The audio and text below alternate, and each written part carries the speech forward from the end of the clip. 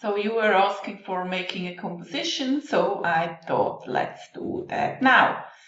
First of all, I have here a picture from Unsplash. Sometimes I get ideas by pictures I see, and for that particular one I really have an idea. First of all, I want to get rid of the background. For that I use a plugin. This is called Remove Background. You click once and it makes you perfect masks. I can tell you, and have to be honest, it's better what Photoshop has on board, and so much quicker. And it's non-destructively, so it keeps the original one and makes the masked version up on top of it. What I do now, I put that in a smart object to keep it safe. Then I make this composition because I want to use the full size of the image. I make it to Instagram format, 4:5 here. You can check it here, 4:5 is Instagram format, and I hit OK. Then I add a gradient. Oops, that's the wrong one, sorry, curves, totally wrong. And let's do a gradient. And I take black to white. I keep that for the moment because I don't see how that will look like. Not that what I want actually. Let's take another one. Maybe we have to change it.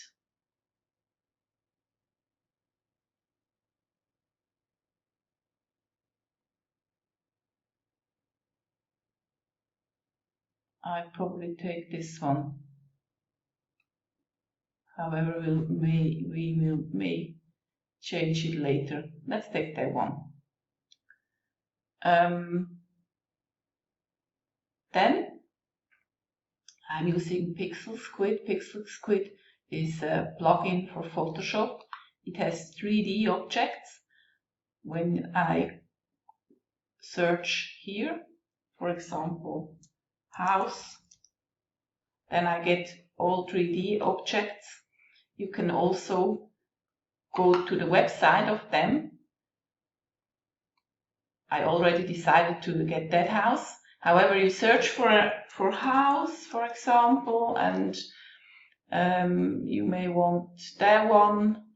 I'm not going to take that one, but I want to show you the workflow. Then you can add it to your lightbox. And when you go back to Photoshop,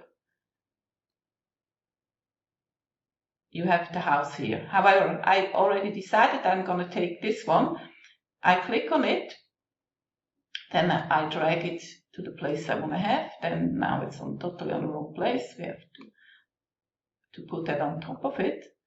And what I don't like, the angle, I changed the angle. As these are 3D objects, you can easily change the angle of it. And this is gonna update it in your composition. The angle is not quite correct, so we keep it on that. Then let me bring that a bit more up. A bit zoom in to check. That's fine. I think it's okay for the moment. The size is quite good. If you want to resize it, go to the layer, Control T, and you can resize it to that size you want to have it. As I said, for the moment I'm okay with that. When you're satisfied with the angle, and you're satisfied if you want to have the shadows on or off, I want to have it on. Because we have the light source from the left side and the shadow goes to the right side, so for them one is okay. You may change it if the light source is coming from a different way. So we say okay, because once you say embed a smart object, you can't change the angle anymore. You have to add it again to add it again from the plugin. So it's already a smart object. What I'm going to do now, I use the Camera Raw filter. Camera Raw filter is cool because you have almost the same features as in Lightroom. Go with this. You can also go with left and right to see it, full size, big one. I want to have more contrast, dust reduction, clarity, structure, and we do more. However, you can do whatever you like. I think I take it a bit down. Dynamic a bit more. Maybe the reds are not perfect. I take the reds a bit more to orange because we have the orange sand. That's okay. I don't want to have you too long waited. So that's okay. But I don't like the gradient actually. I really don't like it. I'm gonna change that.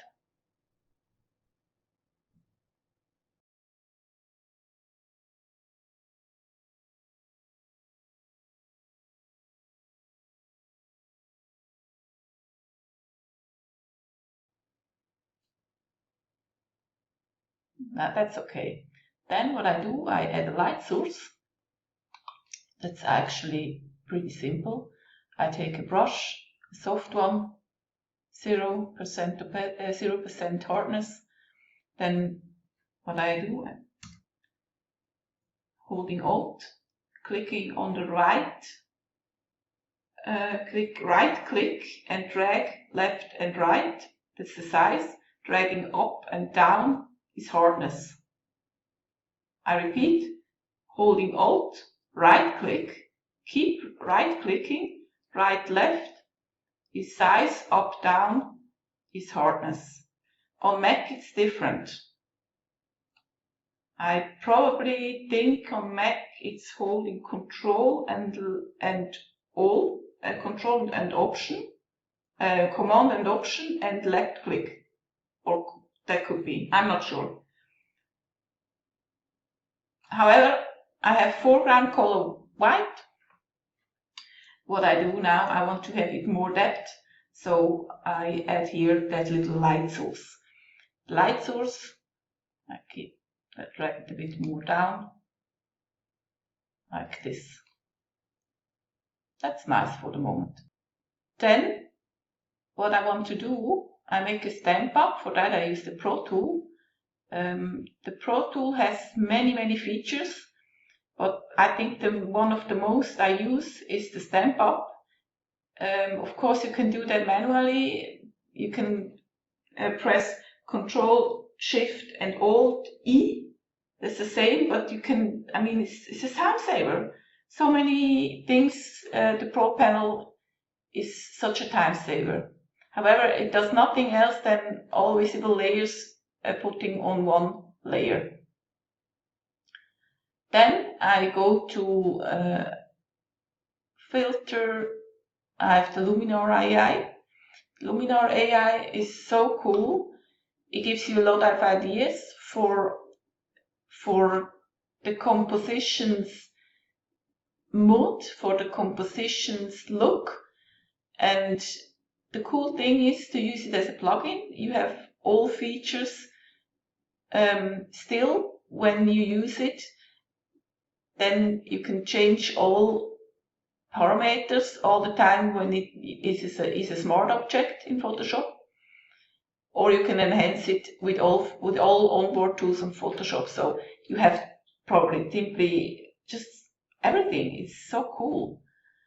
However, according to your picture, it makes you some selections what you can use as templates. So I have these templates. Some come with the tool itself, and some you can buy in the market. Maybe I don't know what I should show you because it's a matter of trying. let's take that one. I just want to show you what templates you can use for that one.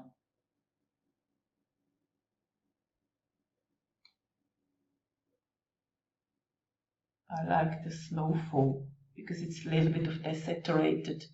I really like that one. Then you can go to the edit tool on the right side on the editing, and here you have so much features you can do and change and add, and maybe it's more playing with it because it's really, really cool. And the template, when you choose a template, all those parameters here, which have a point in front, there something has been changed due to the template you already decided to use. So I want to get rid of the artifacts a bit. I tell you later what you can do against banding. And I take the mood because lots are totally underrated. I love lots. Lots gives like a little touch of a mood you want to have, and I really like it. I take the Long Beach mod. The Long Beach mod, then you can enhance the saturation and contrast, but I keep it for the moment. Then let's make it, bring a bit of light in it. And what we can also do, we have here different kind of fog and mist. So for example, I take this one, you get that little bit of, you see that? It's interesting when you have landscape pictures, you can simulate that I think it's dust. Dust, is it in English? I think so. And then you see that? You can change where you want to have it. But I like that one because it's a little bit here. You can do, you see? Gives that little bit a light here along to the line. So I like that. Of course, you have, I think almost all of those parameters you can add masks. So there where you don't want to have it. See, for example, I want to add here on that side, I don't want to have it. So we get rid of it.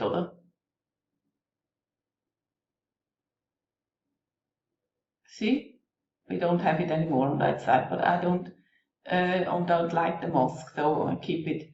Then, because I want to go back, here you have with this little clock here, you can go back. That's that one, I guess. Yes. Then go back to this one. However, you can play a lot more. You can do dodge and burn, but some of features what you have inside here you can do also in Photoshop. But for the moment I keep it like that.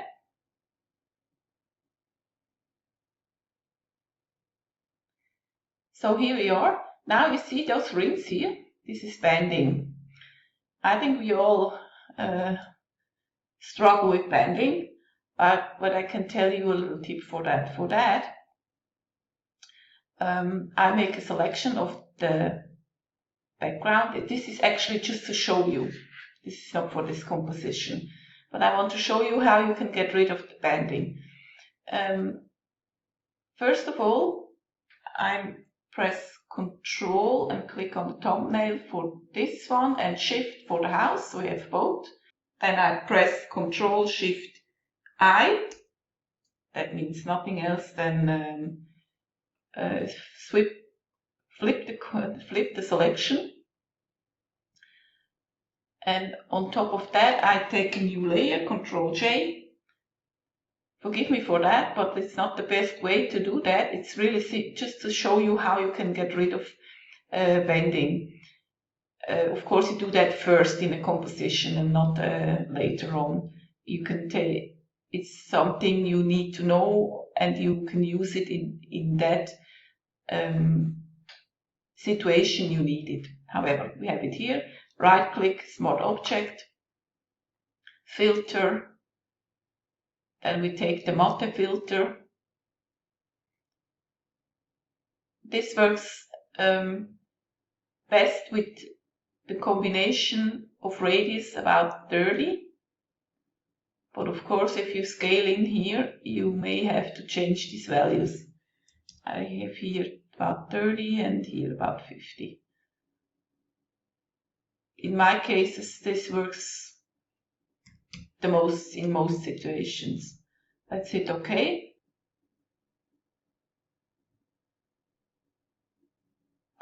What I do now, I add a noise filter. And here I add about 3, I think, maybe we have 4. Let's keep that. You see, it shouldn't be too much. I'll take 3. Works most. And oh, sorry, I forgot to say. When you add the noise filter, then make sure you take the monochromatic one. Here, take that one, and don't take because this is too noisy, so take the upper one. And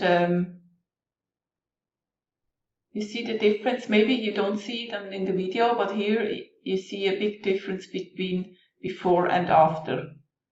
But of course, again, you make that first, get rid of bending. However, for me, a little bit of vignette would be nice. For that, I use the Pro Tool as well. I really like that one. Let's make a nice vignette. For example, here I make a selection. It already knows that I made a selection here, the Pro Tool. Then I go to Filter, Custom Vignette. This is a bit too much.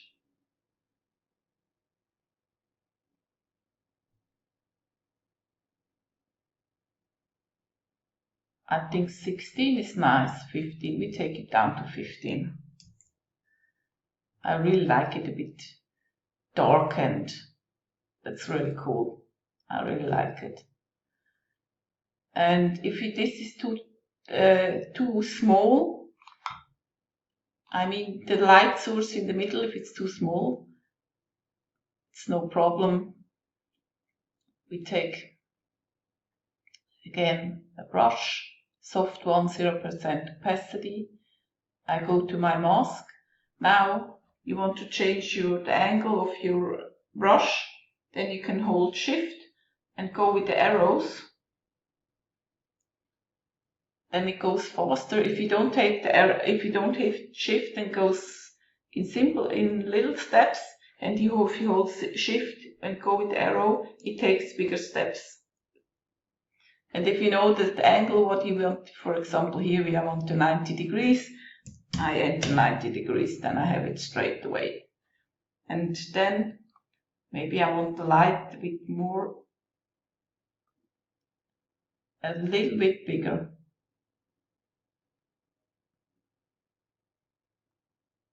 Really like that one. So now let's take the birds. Let me check here what kind of birds, brushes. These brushes, actually, you can go to Brush Easy. I put a link in the description, as well as for the Luminar.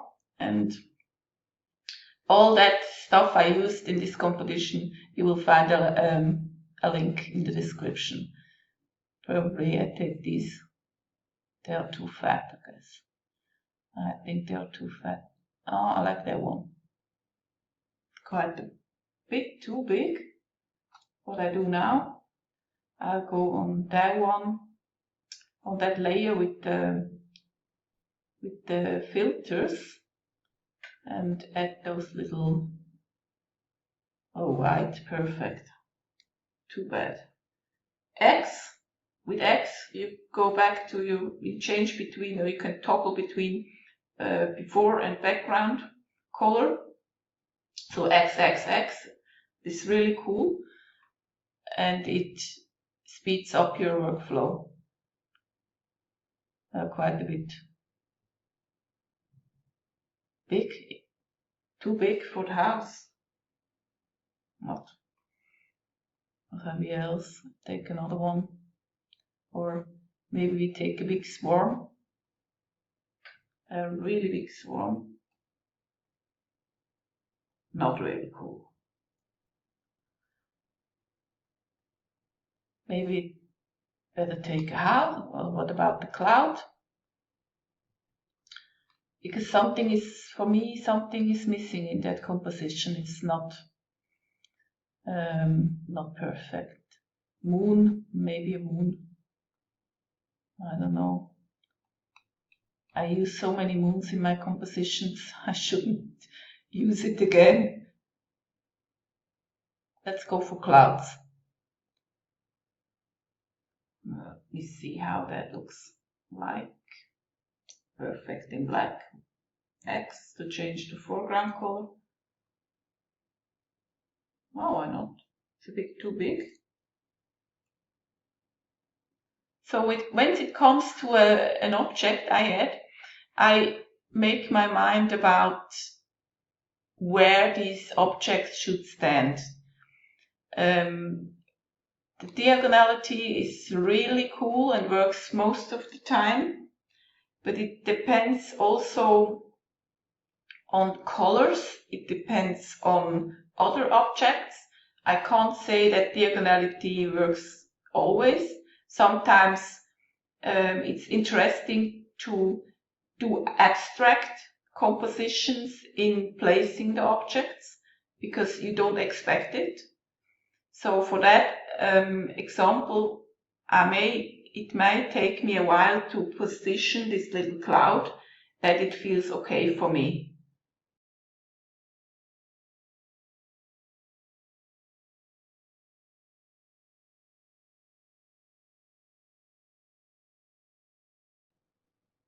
So I don't know why, but I like the position here, but maybe I miss something. I don't know why, but something is missing in this composition.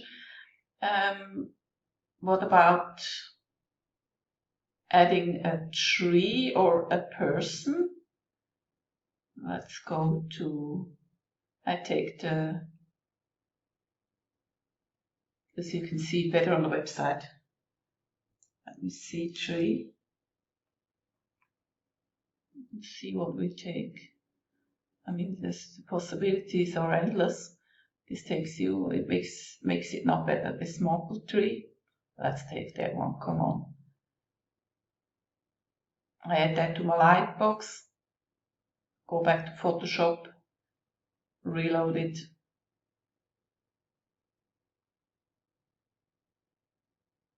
And add that tree.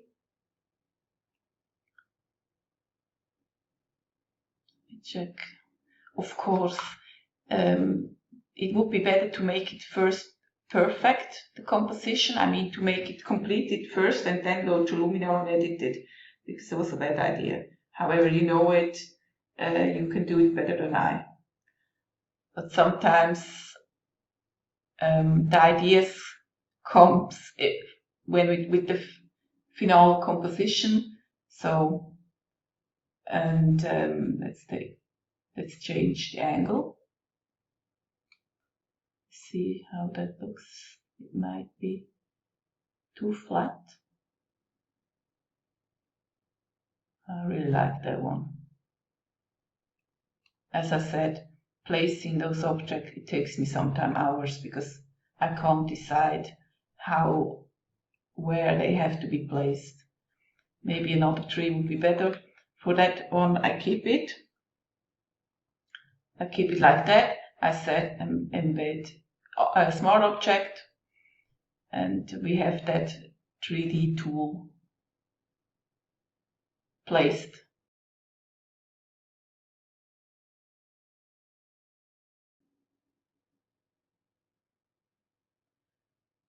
By the way, you can also go to Envato Elements. Envato Elements has also 3D objects, but they are not editable actually. You decide once. If you go here to Envato Elements,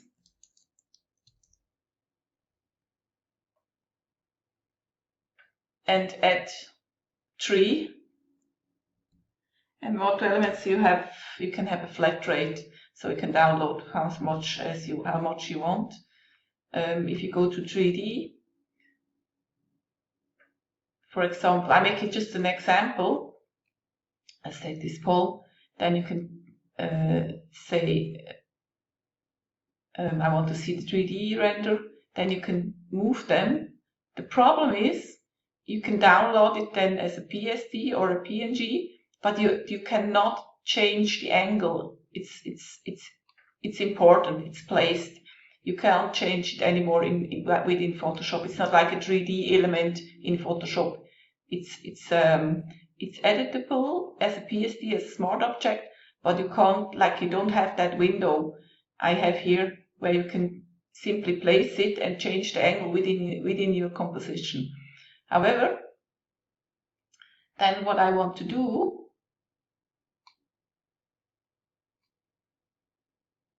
this maple tree, this is a green one. I don't like the green. What I do now, I take the fall foliage. That's one click in the Pro panel. Of course, we want it only on our maple tree. I make a clipping mask by holding Alt and clicking between the lines. This is totally editable. You can change all parameters you want. I see now that our shadow of the tree is going over our sand dune. What I do now, I add here a mask and I load the sand dune control, click on the thumbnail of the sand dune, then invert the selection by pressing Ctrl-Shift-I. Now everything is selected. Hardness is 100%. Escape, when you have this layer, I want to get rid of this window, escape and it's gone. And it's not taking my brush. Now, here we go. And again I have this I don't know what's today on. And I simply go here, make that away, Ctrl-D to deselect.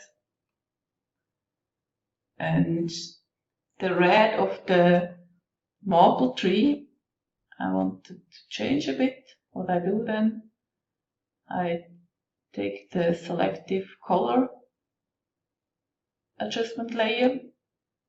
We have to scale in a bit. Make a clipping mask, of course. We only want to have it on our layer below. And let's play with that. Colors. I think that one is nice. Yeah, I like that one. We keep it. However, I probably would take another tree, I think, but for that tutorial it's okay. Then we can play with our cloud, where we want to have it. Here. Maybe it would be better the tree left, and too bad that I made this already a layer mask. Probably better to save time. Now I can play with that. Then we have to get rid of the mask because don't use it anymore. Oops.